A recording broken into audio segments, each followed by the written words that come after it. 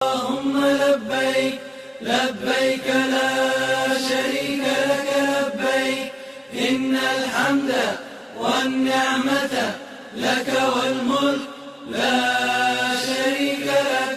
অর্থাৎ আমি উপস্থিত, হে আল্লাহ আমি উপস্থিত, আপনার কোনো শরিক নেই। নিশ্চয়ই সমস্ত প্রশংসা এবং সকল নেয়ামত কেবলই আপনার, এবং সমস্ত রাজত্ব আপনার, আপনার কোনো শরিক নেই। لبيك اللهم لبيك لبيك لا। হজের দ্বিতীয় ফরজ হচ্ছে ওকুফে আরাফা, অর্থাৎ জিলহজ মাসের ৯ তারিখ ফজরের পর থেকে সূর্যাস্ত পর্যন্ত আরাফার ময়দানে অবস্থান করা। لبيك اللهم لبيك لبيك لا। হজের তৃতীয় ফরজ হচ্ছে তাওয়াফুজ জিয়ারাহ, অর্থাৎ মক্কা শরীফ পৌঁছার পর সর্বপ্রথম কাজটি হলো 4 বার কাবা গৃহটি প্রদক্ষিণ করা। আবার হজের কাজ শেষ করে